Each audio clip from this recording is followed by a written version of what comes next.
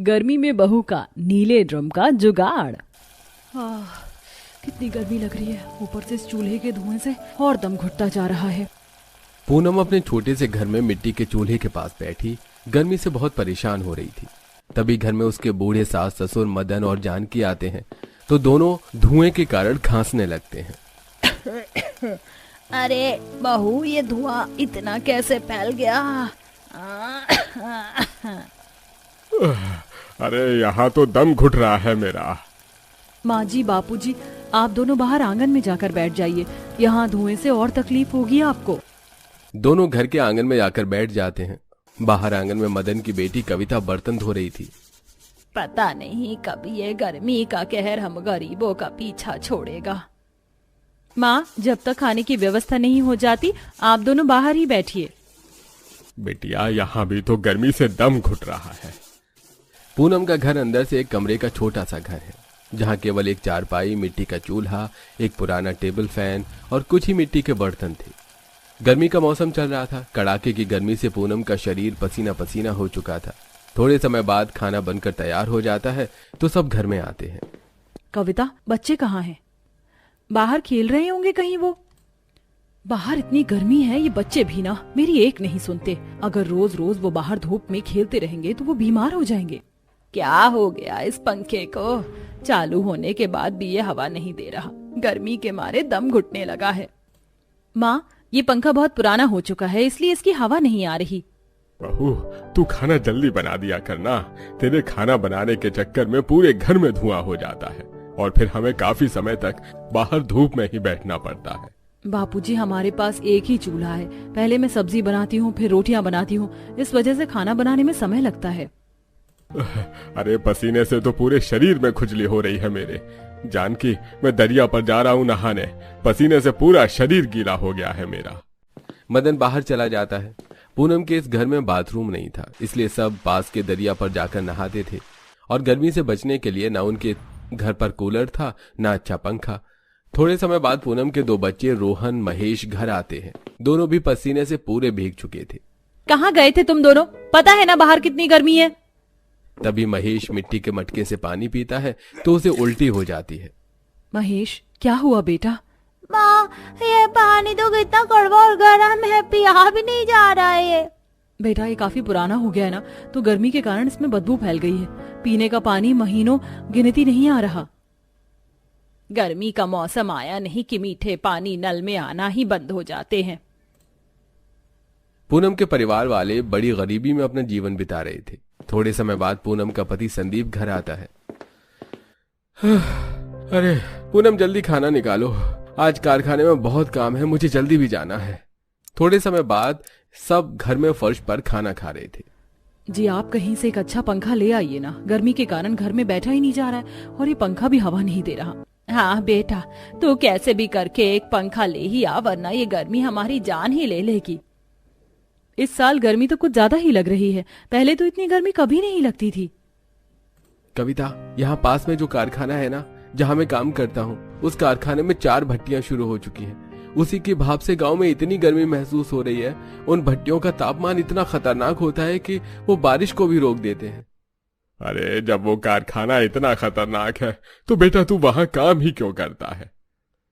क्या करूं बाबा, यहाँ करने लायक कोई काम नहीं है। बड़ी मुश्किल से ये एक काम मिला है मुझे। संदीप पास के एक कारखाने में मजदूरी करता है, जहाँ कारखाने में प्लास्टिक के पुराने ड्रम को पिघलाकर नए ड्रम बनाए जाते हैं। थोड़े समय बाद संदीप अपने काम पर चला जाता है। शाम का समय। अब खाना बनाऊंगी तो फिर से चूल्हे का धुआं घर में हो जाएगा। एक काम करती हूँ, मैं एक और मिट्टी का चूल्हा बनाकर इस चूल्हे के साथ उसे जोड़ देती हूँ। फिर एक चूल्हे पर मैं सब्जी बनाने रख दूंगी और दूसरे पर रोटियां बनाती जाऊंगी। इससे खाना जल्दी भी बन जाएगा और किसी को ज्यादा देर तक बाहर भी नहीं बैठना पड़ेगा। तभी पूनम एक और मिट्टी का चूल्हा बनाती है और उसे अपने चूल्हे के साथ चिपका कर दोनों चूल्हों पर एक साथ खाना बनाती है। रात का समय। संदीप अपने साथ एक नीला प्लास्टिक का ड्रम लेकर घर आता है। आप ये ड्रम क्यों लेकर आए हो जी? ये थोड़ा खराब हो चुका है तो कारखाने वाले से फेंक रहे थे, मैं इसे घर ले आया। सोचा अपने किसी काम आ जाए, ये राशन या कोई सामान रखने के लिए। हम गरीबों के घर कहाँ इतना राशन होता है जी कि हम उसे इस ड्रम में रख सके। कोई नहीं, हमारे कुछ तो काम आएगा ये। संदीप की आमदनी बहुत कम थी, जिसमें उसके परिवार वाले बड़ी गरीबी में पेट कूट काट कर अपना जीवन बिता रहे थे। रात का समय सब घर में फर्श में सोए हुए थे। यहाँ तो गर्मी से नींद ही नहीं आ रही है। गर्मी के कारण किसी को भी नींद नहीं आ रही थी। तभी जिस चारपाई पर मदन और जानकी सोए हुए थे, उसका एक पहिया कमजोर होने की वजह से टूट जाता है। अरे अब इसका ही टूटना बाकी था। अरे पता नहीं कब हम गरीबों के जीवन से ये परेशानियां खत्म होंगी। पापा, आप दोनों यहाँ नीचे आकर सो जाइए। अब बिना कूलर के और पंखे के इस गर्मी भरे मौसम में कोई भी चैन की नींद नहीं सो पाता। अगले दिन संदीप अपने काम पर चला जाता है और कविता अपनी क्लास चली जाती है। कविता इलेक्ट्रिक कोर्स सीख रही थी। माँ जी, आप बच्चों का ध्यान रखना, मैं जंगल से लकड़ियाँ लेकर आती हूँ। घर में लकड़ियाँ खत्म हो चुकी हैं। पूनम बाहर चली जाती है। तभी दोनों बच्चे उस नीले ड्रम को नीचे गिराकर उसके अंदर घुसकर खेलने लगते हैं। उसे धकेल कर घुमाते जाते हैं। अरे बच्चों, लग जाएगा तुम्हें। कितना मजा आ रहा है। अब मेरी बारी है भैया। तभी महेश ड्रम के अंदर घुस जाता है और रोहन उस ड्रम को लौटाने लगता है। ये बच्चे भी ना बड़े शैतान हो गए हैं। चलिए जी, हम बाहर जाकर पेड़ की छांव में खुली हवा में बैठते हैं। थोड़े समय बाद पूनम लकड़ियां लेकर घर आती है तो बाहर आंगन में उसके सास ससुर एक पेड़ के नीचे बैठे थे और जानकी गीली मिट्टी के ऊपर लेटी हुई थी। अरे माँ जी, आप यहाँ जमीन पर गीली मिट्टी पर क्यों लेट गए? अरे बहू, घर में तो गर्मी के मारे लेटा नहीं जा रहा और यहाँ जमीन भी गर्म थी तो मैंने थोड़ा यहाँ पानी डाल दिया और इसी गीली मिट्टी पर लेट गई। इससे थोड़ी ठंडक तो मिल रही है मुझे। क्या माँ जी, आप भी? पूनम घर में आती है तो दोनों बच्चे ड्रम से खेल रहे थे। ये लो, घर में कोई नई चीज आई नहीं कि इनकी शैतानी शुरू हो जाती है। पूनम दोनों बच्चों को बाहर भेज देती है। पसीने से तो पूरा शरीर गीला हो गया मेरा। इस समय नदी पर जाकर नहाना ठीक नहीं रहेगा। अंधेरा होने दो, मैं तब चली जाऊंगी वहां नहाने। तब तक घर की सफाई कर लेती हूँ। पूनम घर की सफाई करने में लग जाती है। कुछ दिन बाद अब गर्मी में फर्श पर सोने से मदन और जानकी की पीठ पर लाल दाग हो चुके थे, जो उन्हें बहुत तकलीफ दे रही थी। रात का समय सब घर में थे। नहीं, मैं यहाँ नहीं सोऊंगी। फर्श पर इतनी गर्म भाप लग रही है कि पूरी पीठ लाल हो गई है मेरी। माँ, मेरे पास जैसे ही पैसे आएंगे मैं आपके लिए दूसरी चारपाई ले आऊंगा, पर तब तक तो आप सो जाइए। नहीं, इस गर्मी में तू ही सो, मैं बाहर जाकर बैठती हूँ। मुझे नहीं मरना इस गर्मी में। जानकी बाहर चली जाती है। जी माँ जी को चारपाई के सिवाय नींद नहीं आती। मैं कहाँ से लाऊं नई चारपाई पूनम? जो पैसे मिले थे उसमें राशन और बिजली का बिल आ गया। अब तुम भी जानती हो कि मेरी कमाई कितनी कम है। कम आमदनी के चलते संदीप अपने परिवार की किसी भी जरूरत को पूरा नहीं कर पा रहा था। अगले दिन पूनम घर में सफाई कर रही थी। तभी सबकी नजर उस नीले ड्रम पर पड़ती है। अगर मैं इस ड्रम से माँ जी के लिए बेड बनाऊं तो एक काम करती हूँ, मैं इस ड्रम को 2 हिस्सों में काट देती हूँ। तभी पूनम 5 रुपए का एक ब्लेड लेकर आती है और उसकी सहायता से उस प्लास्टिक के ड्रम को खड़ा बीच में से काट कर उसके 2 हिस्से कर देती है। अब दोनों ही हिस्से नाव की तरह दिख रहे थे। अब इन दोनों को घर के एक कोने में आसपास रख देती हूँ और इनके अंदर मिट्टी भर देती हूँ। पूनम दोनों हिस्सों को घर के एक कोने में आसपास रख देती है और उनके नीचे चारों ओर से ईंटों के सपोर्ट दे देती है ताकि दोनों अपनी जगह से हिले डुले नहीं। तभी पूनम बाहर आकर आंगन में मिट्टी लेकर घर के अंदर आती है और अब बार बार पूनम को मिट्टी ले जाते देखकर बाहर बैठे मदन जानकी दंग रह जाते हैं। अरे बहू, तू ये मिट्टी घर के अंदर क्यों ले जा रही है? माँ जी, मैं आपके लिए एक चीज बना रही हूँ। पूनम अंदर चली जाती है। बहू, क्या चीज बना रही है? पता नहीं, चलिए देखते हैं। दोनों घर में आते हैं तो पूनम ने दोनों ड्रम के टुकड़ों को मिट्टी से पूरा भर दिया था और उसने मिट्टी को भी बराबर लेवल में दबाकर सही कर दिया था। बहू, ये क्या कर रही है तू? माँ जी, मैं आपके लिए बेड बना रही हूँ। तभी पूनम दोनों ड्रम के टुकड़ों को मिट्टी के अंदर थोड़ा थोड़ा पानी डालकर उस मिट्टी को थोड़ा गीला कर देती है और उस मिट्टी के ऊपर अनाज की बोरियां डालती है और उन पर भी थोड़ा थोड़ा पानी छिड़क कर उन्हें भी गीला कर देती है। अरे बहू, ये क्या कर रही है तू? भला यह कैसा बेड है? 1 मिनट माँ जी। तभी पूनम उन बोरियों पर 2 बड़ी पन्नियां डालकर उन पर 2 चादरें बिछा देती है। माँ जी, बापू जी, अब आप दोनों इन दोनों बेड पर लेट जाइए। ये कैसे बेड बनाए हैं तूने बहू? भला ऐसे बेड कहाँ होते हैं?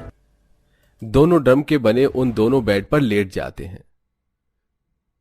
अरे इस पर तो कितना ठंडा लग रहा है, ये चादर तो बर्फ की तरह ठंडी हो गई। हाँ हाँ, ये तो बहुत ठंडा लग रहा है। बहू, कैसे किया तूने ये? माँ जी, ये है ठंडक देने वाला नया जुगाड़ू बेड है। मैंने ड्रम के दोनों टुकड़ों के अंदर मिट्टी इसीलिए भरी क्योंकि हम जब भी मिट्टी के अंदर पानी डालेंगे तो मिट्टी ठंडी रहेगी और अनाज की गीली बोरियां मिट्टी के अंदर की निकलने वाली गर्म भाप को ठंडक में बदल देंगी और ऊपर की पन्नी चादर को गीला होने से बचाएगी। वाह वाह बहू वाह, क्या दिमाग पाया है तूने। अरे तूने तो सोने के लिए बेड भी बना दिया और गर्मी से बचने की राहत भी बना दी। दोनों पूनम की बहुत तारीफ करते हैं। शाम का समय था। जब सब घर आते हैं तो वो सब पूनम की इस कारीगरी से बहुत खुश होते हैं।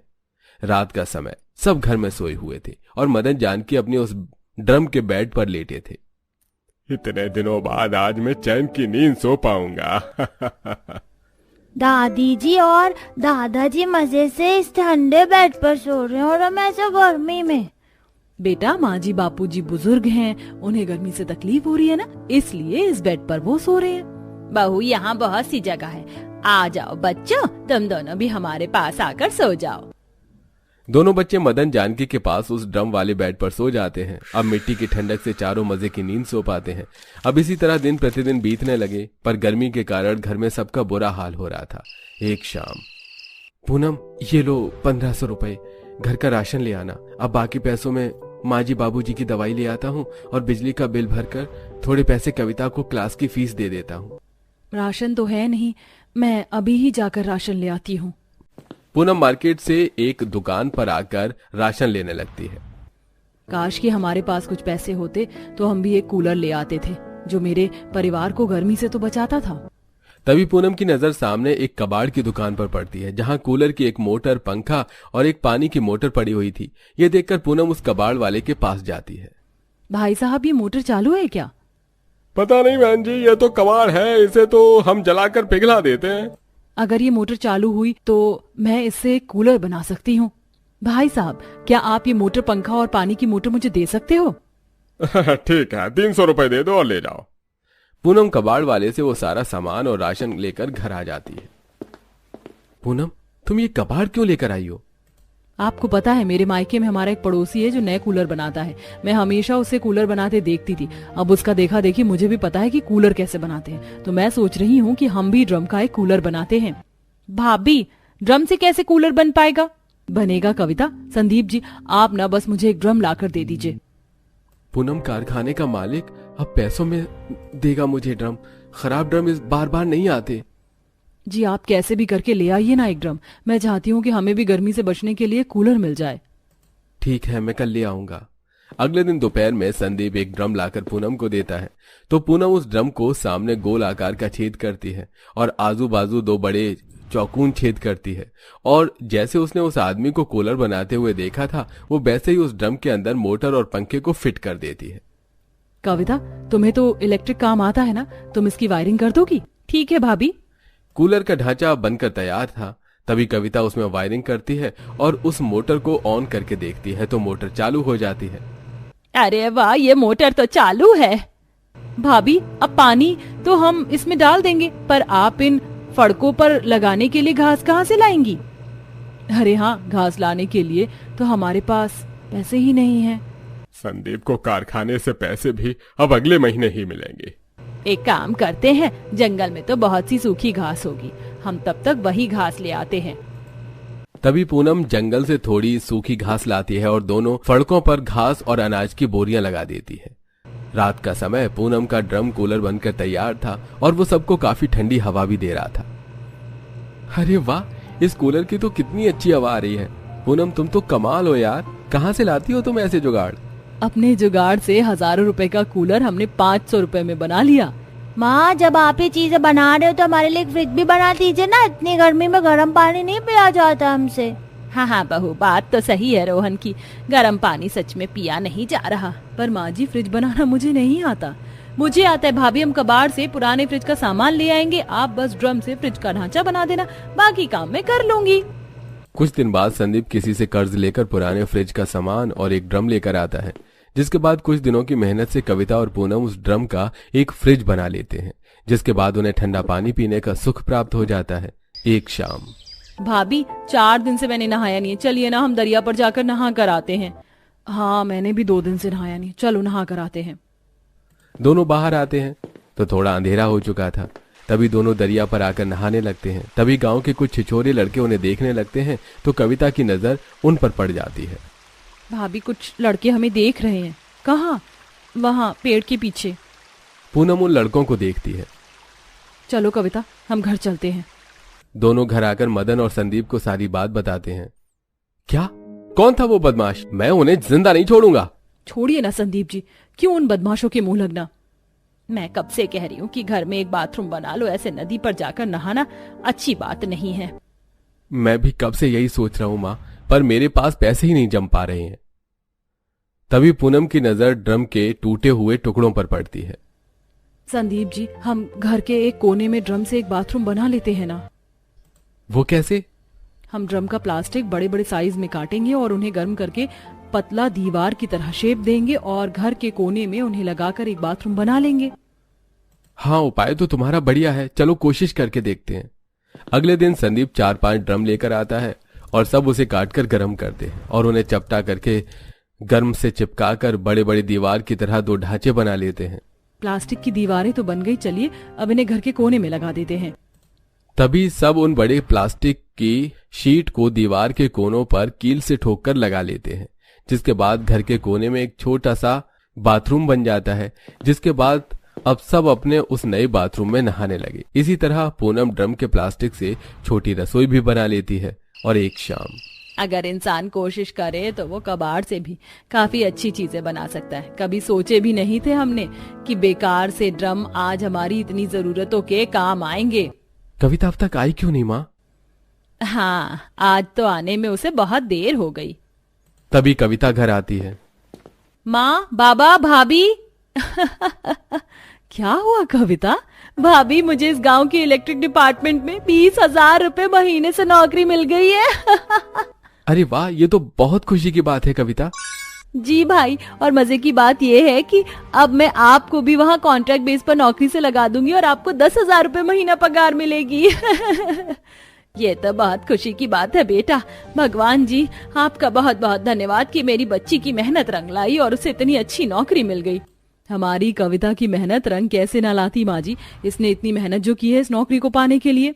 अब तो तेरा सपना पूरा हो गया ना कविता। अब हम जल्द से जल्द कोई अच्छा सा लड़का देखकर तेरा ब्याह करवा देंगे। नहीं माँ, मैं अभी शादी नहीं करूंगी। पहले मैं अपने इस परिवार को गरीबी के दलदल से बाहर निकालूंगी। आप सबने मुझे पढ़ने के लिए इतना संघर्ष किया। आज मैं जो कुछ बनी हूँ अपने भाई की बदौलत, इनकी मेहनत से बनी हूँ माँ। पहले मैं अपने भाई और आप सबकी गरीबी अपने दम पर दूर करूंगी, फिर शादी करूंगी। ये सुनकर संदीप और उसके माता पिता की आंखों में आंसू आ जाते हैं। मेरी बहन, तू हमारे बारे में कितना सोचती है। कैसे ना सोचती भाई, एक पिता की तरह आपने हर खुशी को पूरा किया है। मुझे जीवन में कभी किसी चीज की कमी नहीं होने दी आपने। तो आज जब मैं कामयाबी के मुकाम पर आ चुकी हूँ तो मैं आपको कैसे भूल सकती हूँ। दोनों एक दूसरे के गले लगकर रोने लगते हैं।